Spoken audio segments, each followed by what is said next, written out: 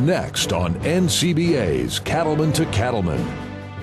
On this week's edition of NCBA's Cattleman to Cattleman, we take a look at what makes a veterinarian such an important team member in every cattle operation. Plus, we'll head to the Midwest and see how technology helps some folks survive the winter of 2010. And now, NCBA's Cattleman to Cattleman with host Kevin Oxner. Hello and welcome to NCBA's Cattleman to Cattleman. I'm Kevin Oxner.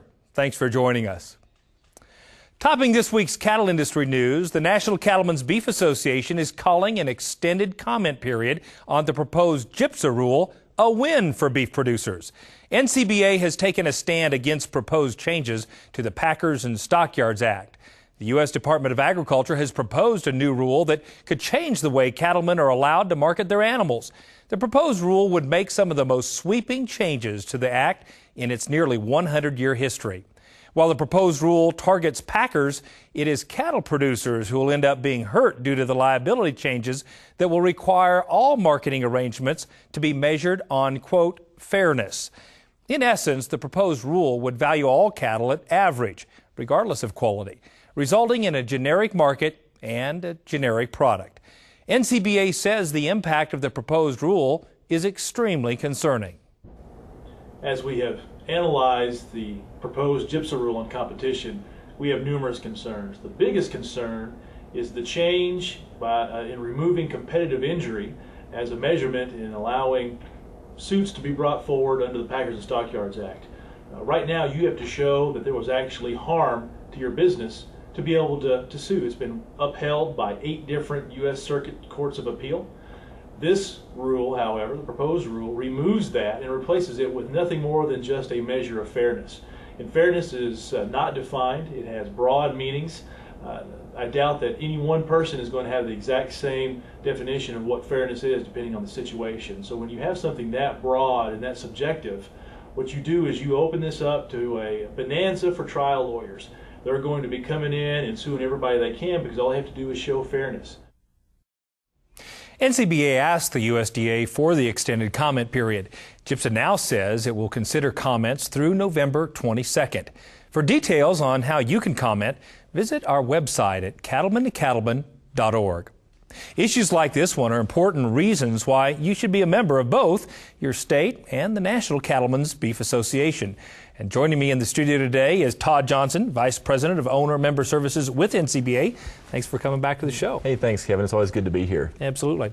Well, tell me, first of all, let's talk about NCBA's role in issues like GIPSA and the multitude of other issues that we're fighting at the federal level. I tell you, plain and simple, it's protecting your business. Yeah. And there is never a time in our industry when we need to do that more. For producers that have investments in land and capital, overhead that's quite expensive, we need people in D.C. representing our interests on important issues, including the death tax, including environmental regulations that candidly could put us out of business quicker than anything. And it takes a state and national partnership between your state organization, your state cattlemen's group, and NCBA to make that work. So for a mere 27 cents a day, you can join NCBA, and you can have full-time lobbyists there watching your interest and walking the halls of Congress representing what you do. You mentioned something about that relationship between the state and the national level. I'd like you to expound on that because some folks think that if they're members of the state, they don't need to be members of a national organization or vice versa. Talk to us a little bit about that. You bet. It's really a great partnership. NCBA has about 45 state affiliates across the country, and we work hand in hand with those state cattlemen's associations and state livestock associations to really represent the interest of grassroots producers. It takes our team in D.C. to deliver the message, but it takes our team in the states to deliver the message to their producers and get out the effort to make sure that messages are heard in Congress and heard at the state level in our legislatures and with our governors. Yeah. And tell us about becoming a member now. I understand there's still some great member benefits. There certainly is. All year long, through a partnership with John Deere, NCBA members can receive a discount on John Deere equipment ranging from lawnmowers to round balers. And we also have a great partnership with Cabela's. So if you're purchasing Cabela's gift cards, you'll receive a 15% discount by being an NCBA member. So in many cases, that in itself pays for that $100 a year to be a member. Absolutely, yeah, especially as we gear up for fishing and hunting season. That's right, exactly. Yeah. I've got to ask about your button. Got Friends, what's that about? Yeah, Got Friends. It's all about joining our Top Hand Club. Okay. So if you're an NCBA member and you know a neighbor or a fellow rancher or farmer who ought to join, encourage them to do so. Let us know that you have recruited them. You will join our Top Hand Club, and in return, prizes are available. Fantastic. Well, that's some pretty good incentive. Thanks so much for coming again. Thank you, Kevin. Appreciate it. Have a great summer. Join the National Cattlemen's Beef Association today and stand up for our industry and our way of life. To do so, call 1-866-USA-BEEF or visit us at beefusa.org. It's an investment in the future of our industry. Ahead on NCBA's Cattlemen to Cattlemen. It was a very difficult winter in northeast Nebraska. It was difficult even to get to the feed yard some days. We learn more about how implant technologies made it easier for cattlemen of all shapes and sizes to survive last year's brutal winter. Plus, we'll introduce you to one of this year's Regional Environmental Stewardship Award winners. We'll be right back. These days, more cattlemen choose Draxxin to fight BRD than any other brand. Here's why. It works. We have fewer repulls, and the ones that we do repull respond, and we have fewer chronics in the end. To retreat anything it's a lot more expensive than using Draxxin as a first time. And the evidence backs up what most cattlemen already know. Draxxin cuts retreats by 50%. So talk to your veterinarian and check the online calculator at Draxxin.com. You'll see why Draxxin should be your first choice to fight BRD. Basically what it's allowed us to do with our operation is run more cattle through in a given period of time. It's just really been a good product to use. Do not use in female dairy cattle 20 months of age or older. Do not use in calves to be processed for veal. Draxxin has a pre-slaughter withdrawal time of 18 days. Please visit Draxxin.com or call 1-888-DRAXXIN for more information.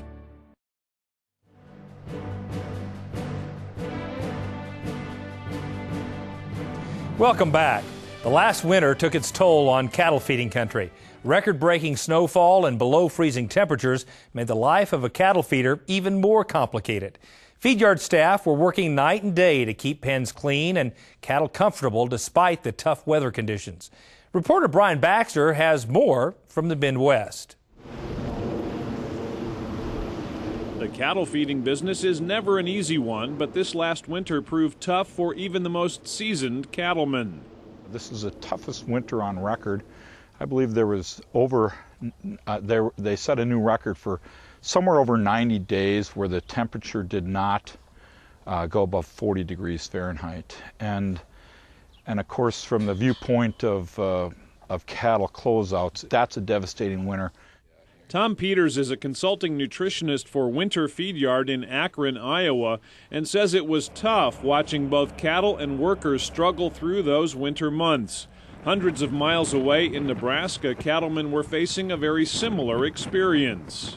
I would rank it, I've been doing this for 34 years and can remember a few years prior to that, so I'm saying it was probably our worst winter, or in the top 5 of our worst winters that I can remember in the last 40 years. It was a very difficult winter in northeast Nebraska. We had higher than expected an average snowfall, and then very, very cold wet temperatures. Straight line winds days on end, which caused a lot of drifting, which was probably the biggest problem that we had. It was difficult even to get to the feed yard some days. But despite their geographical differences, these cattlemen all had the same concerns, caring for their crew, their cattle, and keeping their animals on course. Production was decreased, gains were decreased. It was extremely difficult on the help, the labor, the management. There were guys that were staying the night at the feed yards because they were concerned they wouldn't be able to get back the next day, driving home payloaders just so they can dig their way back to the feed yards because of the drifting. Our cost of gains and the cattle rate of gains slowed tremendously. Pen conditions got very bad, and when that happens, our dry matter conversions go up and our cost of gains go up and our health becomes an issue. All of our objectives switched that day to let's make sure cattle get fed. And it takes a lot of our other daily chores, it rolls them down the kiosk for importance. Implanting, just trying to keep cattle fed and healthy is our objective at that point. With shared concerns, these cattlemen were relieved to have one less thing to worry about because of their use of a stage-release implant, Revelor XS by Intervet Shearing Plow Animal Health. We use the extended implant Revlor XS for these calves. They come through the chute. It gives us the opportunity when you use the extended day to know when our out date is more accurately, change your out date if you have good performance, or in winter like this where all of a sudden you have to add 30, 40 days to the pen of cattle, they're not out. We try not to miss any reimplant windows. I mean, that's that's just something we just don't want to do. Bringing up implants that will last 140 to 210, 220 days is a tremendous asset to us if we can keep from having to bring cattle up during those time periods where it's not very feasible to do that. Then that makes it a lot easier for everybody. The job just becomes a lot easier for that reason. We'll return to the Midwest for more details on how technology helped survive the winter of 2010 next. Making the right implant decision today keeps you from having to re-implant cattle tomorrow. Whether you feed cattle for 130 days, 240 days, or something in between, Revlor XS has you covered. Revlor XS is the industry's first and only staged release implant that provides re-implant performance in a single implant. Revlor XS starts working the day you use it, then at about 70 days the second dose kicks in, delivering unsurpassed finishing performance from a single implant. While other feeders are re-implanting their cattle in the snow and ice this winter, you can have peace of mind that Revlor XS still is hard at work increasing your cattle's performance. You can't count on the cattle market or Mother Nature, but you can always count on Revlor XS. Contact your animal health provider about Revlor XS today and never re-implant again.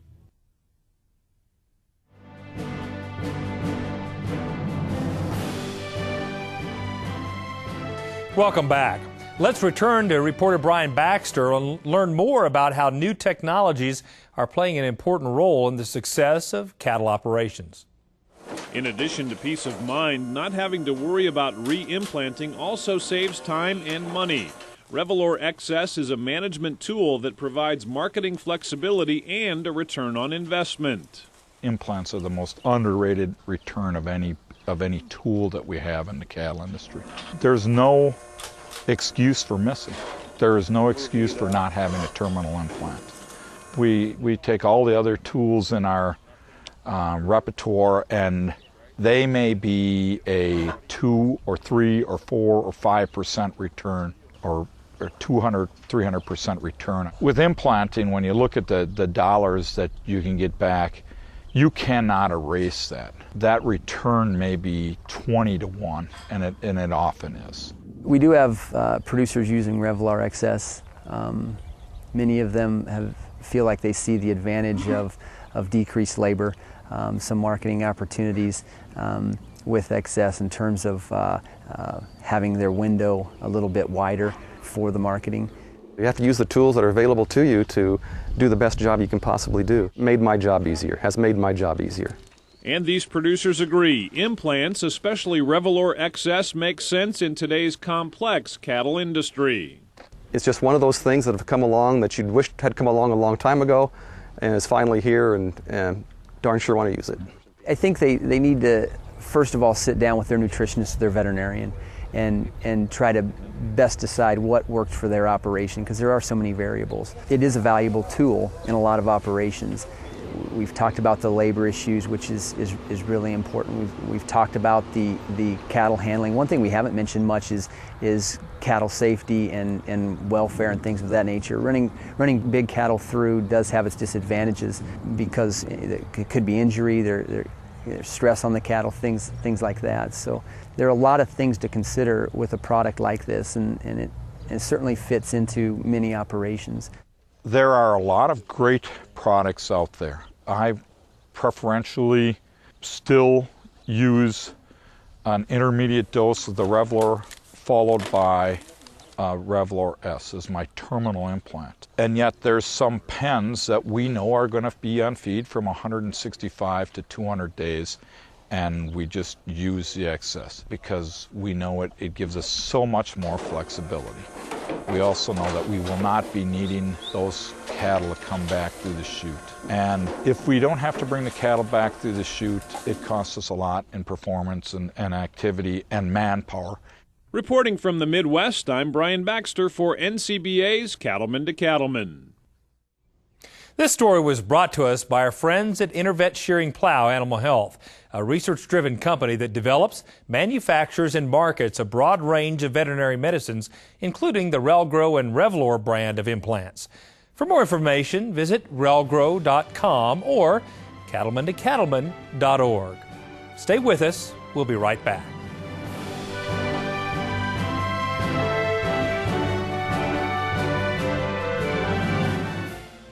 You like the John Deere 568 round baler for everything it has.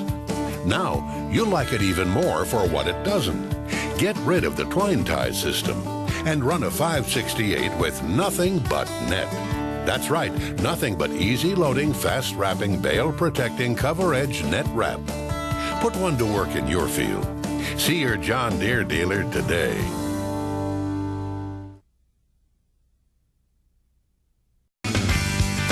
Discover a great roundup for beef producers. Now, Boehringer Ingelheim Vetmedica Incorporated has rounded up the top brands of animal health products. You bet your boots you won't find more ways to protect your cattle. So trust the leader to protect your cattle. Trust Boehringer Ingelheim. Talk to your Boehringer Ingelheim animal health representative and discover how we can help your operation. One of the things I love about being a part of the cattle industry is seeing all the things my fellow cattlemen are doing to care for their families, their animals, and their land. So it's exciting to report that this is a 20th anniversary for the Environmental Stewardship Award, given by NCBA and the National Cattlemen's Foundation, and sponsored by Dow AgriSciences and Natural Resource Conservation Service. Over the next few weeks, we'll share with you the stories of the 7 regional winners of this year's 20th Annual Award. We begin with a trip to Region 1 and the great state of Virginia.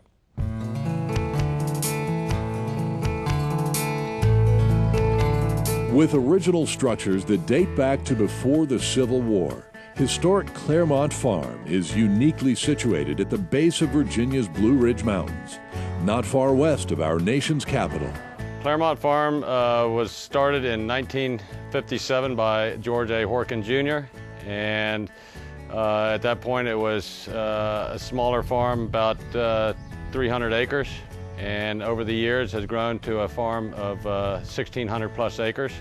We are 50 miles west of Washington, D.C. We're in the Virginia Piedmont, and we're at the base of the Blue Ridge Mountains. And challenges that we face are having a cattle herd and being compatible with the environment. Brothers Carl Lindgren and Tony Horkin managed the farm together along with their mother, Anne Marie. Their late father, George Horkin, was an early champion of conservation easements and used them to protect Claremont Farm for future generations. We have 3 generations working on the farm right now. My mother, who does a lot of gardening on the rose garden and has always helped out on the farm when need be, either with the hay, with the cattle, the bookkeeping, things of that nature. We have Tony and myself, who are the general partners and operators of the day-to-day basis of the farm. We have our nephew Josh and my daughter Erica, who do work on the farm. Do a little of everything. It depends kind of on the season and what we're doing here on the farm. We have anything from general upkeep to in the fall I pretty much handle all the heifer calving. With rolling pastures and hay ground, Claremont Farm is primarily a cow-calf and backgrounding operation. The 1,650 acres are home to more than 200 purebred Angus cow-calf pairs that rotate through 33 fenced grazing units. We do rotational grazing, pasture to pasture. It's not intensive grazing, but it's a grazing pattern that has worked on this farm to maintain the health of the pasture. Probably the most important thing about this farm is that it does represent a long-term stewardship commitment, and will stand with protecting both wildlife, protecting cattle production, as well as the water quality. With the farm's location in the Chesapeake Bay watershed, Carl and Tony give special attention to water management. They've worked in partnership with NRCS to install fence along 4.5 miles of tributaries and a number of acres of forested wetlands in order to limit livestock access. This operation is one of my favorites to work with. They're all focused on the same goal of having a good, healthy herd and making a little bit of money off the farm, and also looking out for the environment. And they've done just an incredible job of protecting this resources in this area, both water and soil. We've done several projects with NRCS, and without a partnership as strong as that, it would be very hard to do. I mean, with their guidance, with the cost share, with their support, whenever you needed it, they were always there. Beyond cattle and hay, timber on the farm is selectively harvested in 20 to 25-year rotations from the forested land that cattle no longer have access to. And the family has taken action to protect 130 acres of riparian buffers, serving as wildlife corridors, connecting the once fragmented forests in the area.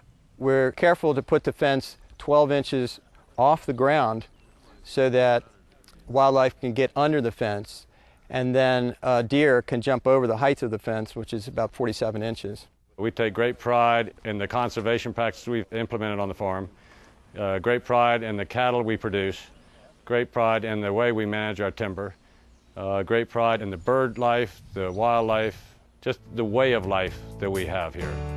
Through 3 generations, Claremont Farm continues to grow and implement new conservation practices to care for their Angus cattle, the land, and the water. My hopes for the future of Claremont is to continue being good stewards of the land. And I believe that we've done our share in protecting the rivers and the Chesapeake Bay. And I would really like to see the next chapter in Claremont Farm be about becoming carbon neutral. Being able to keep what Carl and Tony started years ago and what my grandfather started years ago, and being able to keep that going. It's a special place. It's an enclave of conservation, of good stewardship for the land, and we want to pass that on to every generation that comes behind us.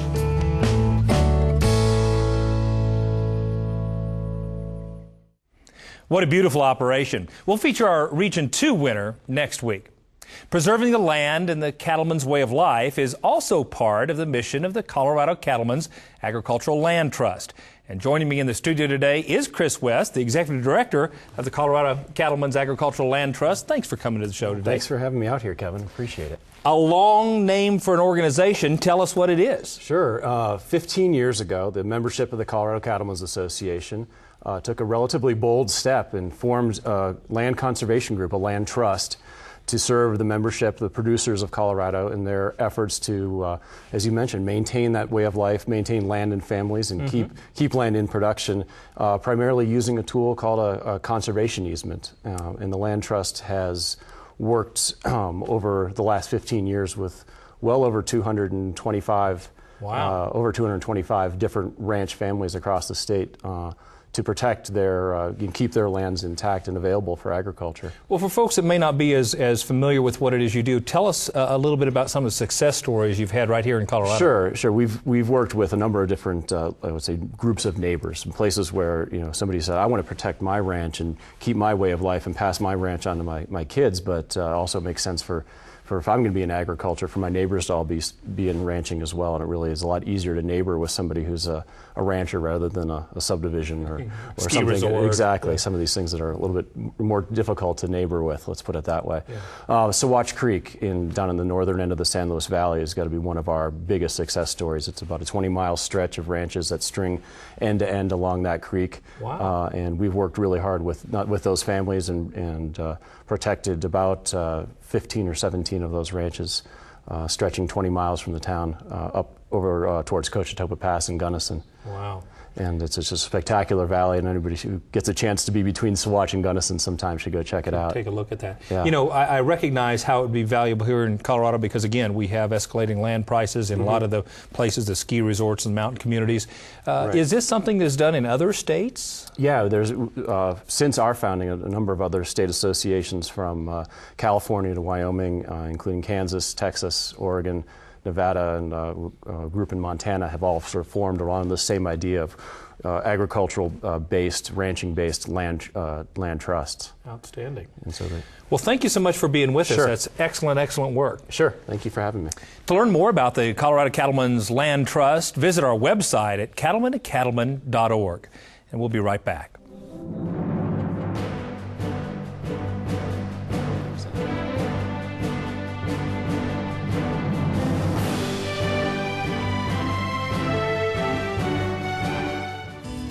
Comprehensive, practical, powerful. Now's the time to put the power of DNA to work in your herd with the Comprehensive Identity Profile. The inside information from Identity can help you make more confident replacement heifer and herd sire selection decisions, add marketability to your feeder cattle, make faster genetic progress, and more. The best time to get started is when you're already working cattle, during branding, weaning, or bull soundness exams. Get started today. Visit iGenity.com or call 1-877-IGENITY to put the power of DNA to work in your herd. Over the coming months, we'll be taking a look at what makes up a solid beef quality assurance program on your operation.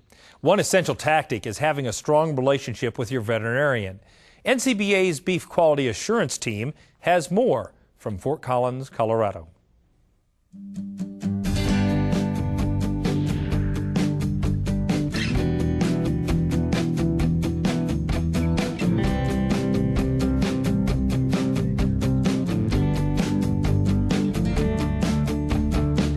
Today we want to talk to you about the important role that the veterinarian plays in the beef quality assurance program that you develop for your individual farm or ranch. The cattle industry is founded on partnerships with your neighbors, customers, suppliers. But the role of the veterinarian cannot be overstated in importance. You and your veterinarian form an effective team that helps provide the technical expertise, the day-to-day management, and the overall planning and implementation of a plan and program that protects the health of your cattle, the sustainability of your business and your way of life, and equally important, the protection of the people who consume the foods we produce, the consumer. So we look forward to sharing with you a whole series of thoughts, concepts, and protocols that will help make you more effective in your relationship with your local veterinarian as you work to make America's beef industry the best in the world.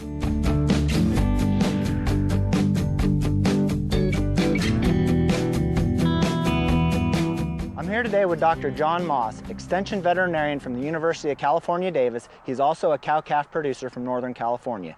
John, what do you expect of your clients? Brad, that's a great question, and with cow-calf producers nowadays, the thing we need is prevention, prevention, prevention. We need to have a healthy herd and we need to have healthy individual animals. So one of the main things I'm looking for is to sit down with my clients and develop a plan. And a plan not only to prevent disease, but also in the event of individual animals that get sick, to treat them quickly and effectively, and that plan is in the producer's hands so that he or she can go out and treat those individual animals when they need it according to best scientific and medical principles. What should a producer expect from you as a veterinarian? Well, they should expect me to understand their operation, which is going to have to spend a little time there to get that done.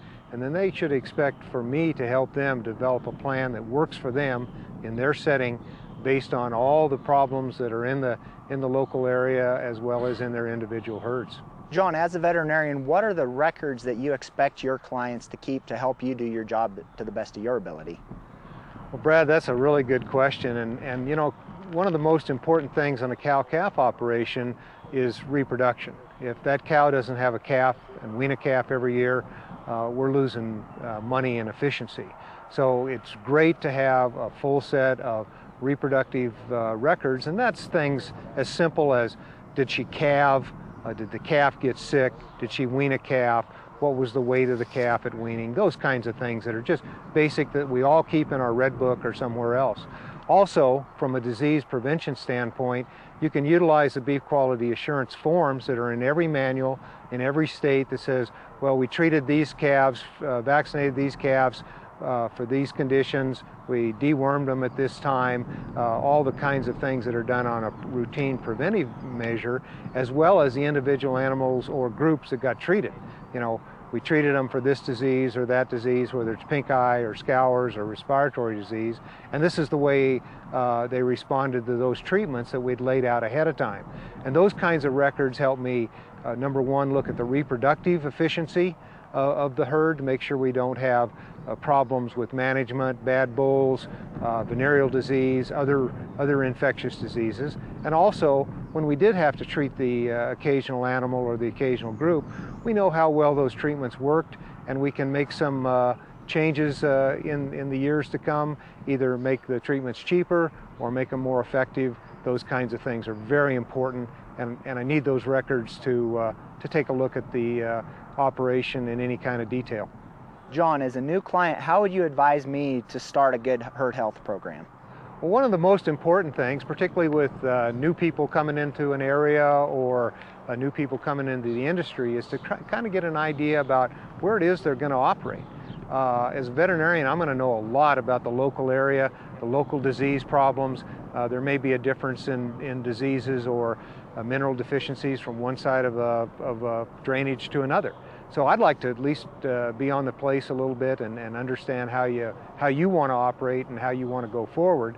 And then we need to develop a good preventive program. You know, we need to prevent the common infectious diseases, whether they're the viral diseases or the bacterial diseases. We need to prevent problems with parasitism. We need to prevent problems with trace mineral deficiencies or excesses and those kinds of things. So we may need a little bit of testing or certainly a knowledge of the local area. And then you and I need to sit down and develop a written plan on when you're going to vaccinate, what you're going to vaccinate with, when you're going to deworm, that not only makes sense from a medical standpoint, but makes sense for you as a producer in your operation. We can't have you out there in a snowstorm on January 1 just because we decided to vaccinate on January 1. We need to have a system that's going to work good for you and also meet all the medical criteria. So we need to have that kind of system. It needs to be written down, and we need to evaluate it every year based on the information you give me, on follow-up.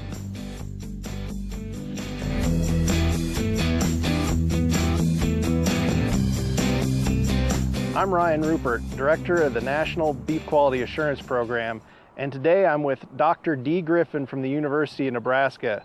Dee is a veterinarian and founding member of the BQA Advisory Board, and today we're going to talk about how antibiotics play a key role in beef quality assurance.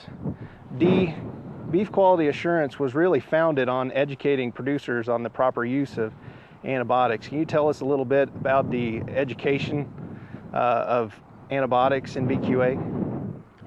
Yes, beef quality assurance, as you mentioned, got its start over concern about the use of antibiotics and subsequent residues. And at the time we started, the residue rate in the United States was, in beef cattle, was a tick under 2%. Today that number is 0.00. Put 4 zeros in a number and you've got, USDA says we're residue free. But we still have to pay close attention. The issue of proper selection of antibiotics is not a residue issue. It's a matter of getting the most of the products that we buy. When I first started, antibiotics were not nearly as expensive as they are today. And we've had those discussions now in my 30 years of looking at cultures and necropsies and laboratory results. Lots of things have changed in my mind from when I first got out of veterinary college. We used penicillin, oxytet, sulfa pills were real common, and they still are for some. I wouldn't have a bottle of penicillin or a box of sulfa pills in an operation if somebody put a gun to my head. We don't have time. Bacteria replicate about once an hour, and if you put the math to that, one bug that you don't properly address with a proper selection and use of an antibiotic, in 24 hours is 16 million. I mean, it's like the debt of the United States multiplying. You don't have time, because that one bug, an animal can deal with it. A bug can deal with 1,000 bugs. But when you get to 10,000 or 100,000 organisms, you've reached the infective dose for most of the diseases that our cattle are dealing with. I think I understood it, I just didn't appreciate it when I was younger. We're working with prey animals. You know, God has millions of years of genetics built in these animals to not look sick. If they look sick, they become shore lunch for some predator, a lion, a tiger, a wolf, or whatever continent you're on. So these animals have really, really good backgrounds in not looking sick.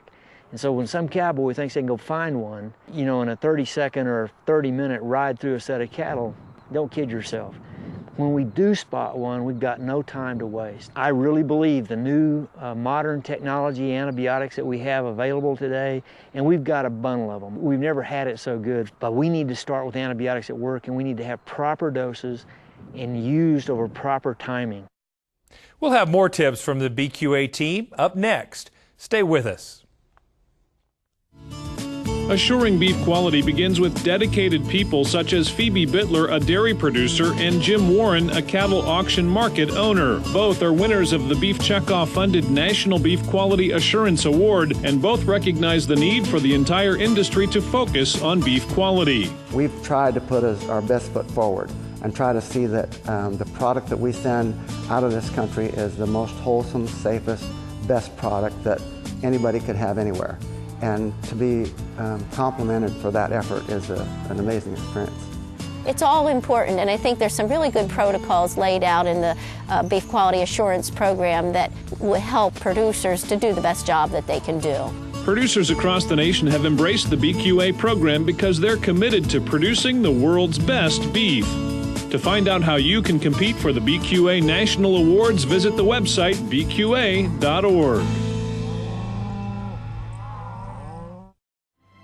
Let's return to the Beef Quality Assurance team in Fort Collins, Colorado, as they take a further look at why involving a veterinarian on your operation is key to your success. Antibiotics are governed by the U.S. government through FDA. Can you tell us a little bit more about the rules and the regulations that follow this, and why we need to have a veterinarian involved so that we have someone that really understands the law and how we should properly use these? Okay. Useful probably for not only drugs, but their vaccines and otherwise. The USDA is in charge of all vaccines, and that's under the Code of Federal Regulations, Title IX. Code of Federal Regulations 21 is where all the FDA information, Code of Federal Regulations stay. In Title 40 is where the EPA's things. So our pesticides that we use to control ticks and external parasites, that kind of stuff, would be EPA. Vaccines with USDA. The FDA, Title 21, is where the drugs rely. In 94, 96, we had faced this problem of not having the flexibility to address the needs of the cattle. And Congress passed a revision of the Code of Federal Regulations referred to as AMDUCA, the Animal Medicinal Drug Use Clarification Act, which gave veterinarians the legal right under the Code of Federal Regulations to adjust the medications needed to address the animal health and well-being of sick animals. So if we need to adjust the dose of a medication to properly address their disease condition, for which is not labeled on the bottle of medication, we can do that. But there's a caveat.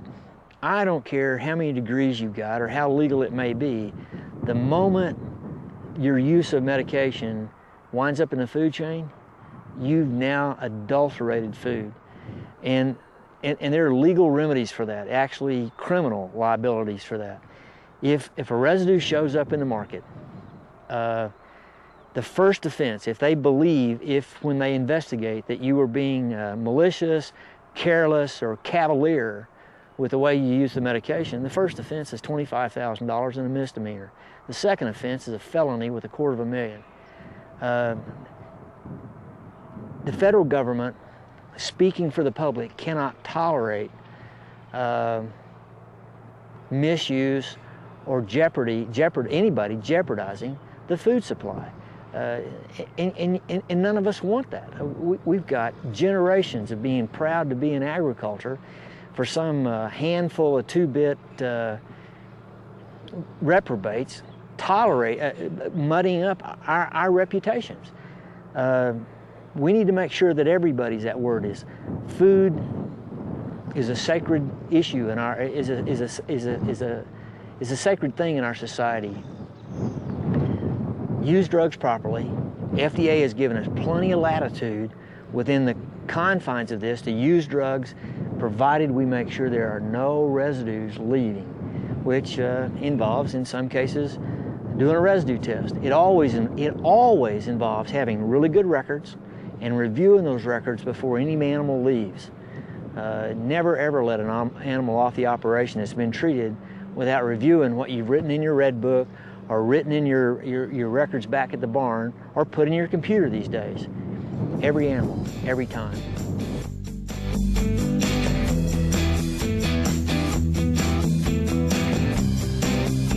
My name is Noah Roman Muniz. I'm a veterinarian with the Department of Animal Sciences of CSU. I'm an assistant professor there, and I'm also the extension dairy specialist.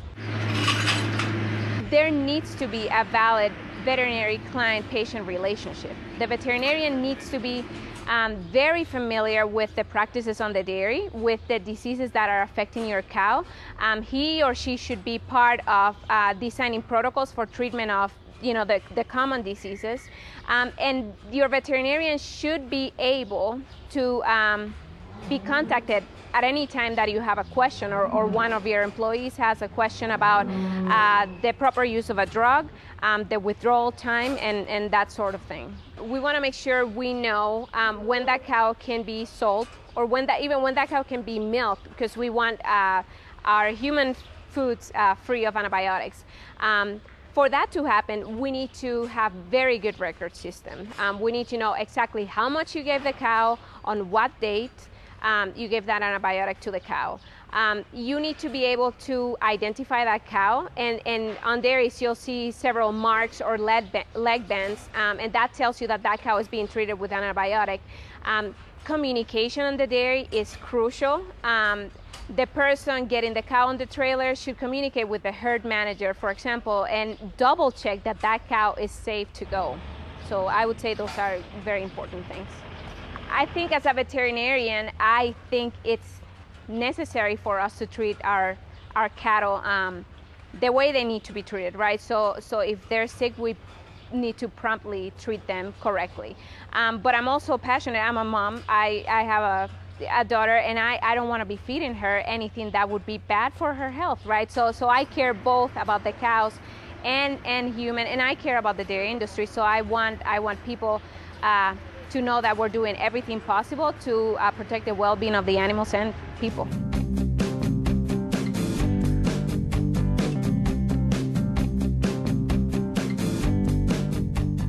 Dee, I've heard you say many times that the foundation of BQA is really wound up in total quality management and HACCP. Can you just tell us a little bit about why BQA is the right thing to do?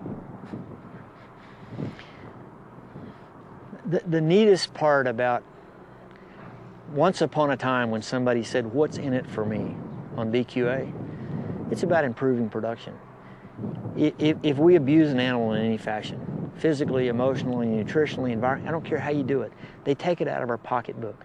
And we're working on too few dollars. Beef quality assurance is a production management system really that starts with using the animal husbandry that we should have been taught in school, that grandfather built these operations because they had a respect for the animals.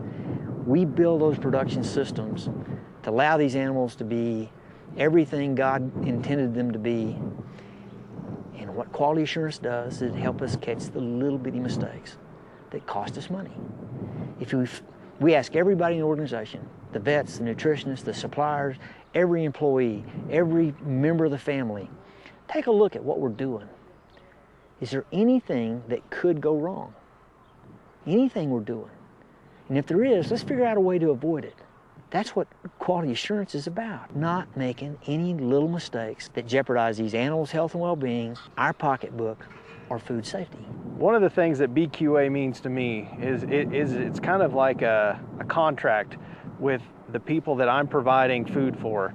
So when I look at BQA, I see BQA as equaling consumer trust. Or consumer trust to me equals my integrity as a rancher plus my competency in beef quality assurance.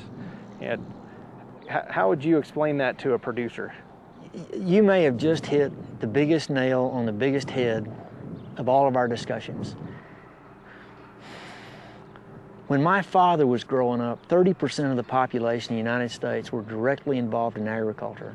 When they came to our place to buy milk off the back porch or eggs for my wife, they knew who was taking care of them. It was a personal relationship. Today, 98% or more of the population in the U.S. have no involvement in agriculture. Less than 1% of the people in the U.S. have a relationship with livestock. They don't know who we are. Quality assurance, whether it be cattle or any other quality assurance program, pork, poultry, eggs, milk, it's about giving some confidence to all these people that we're going to do it right. We're going to do it right every time. Letting them understand that these animals are the most important things in our life. It's one of the ways that in one voice we communicate with the entire world that if it ain't right, we do it right. We'll fix it right. That we care about these animals. Christmas Day, we'll care for these cattle before we open packages. Easter morning, we care for the animals before we go to church. What'd you do the morning your child was born? Yeah, the morning my mother died, my dad and I took care of the cows. It's the responsibility, it's the job we agreed to do in God's world. And quality assurance is a way that we communicate that to the rest of the world. This is who we are.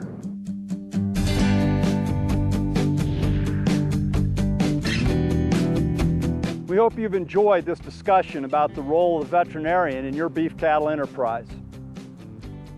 Beef Quality Assurance, a program funded by your checkoff dollars, is designed to improve the overall quality of the products we provide American consumers and consumers worldwide. If you're looking for more information, please go to our website, www.bqa.org,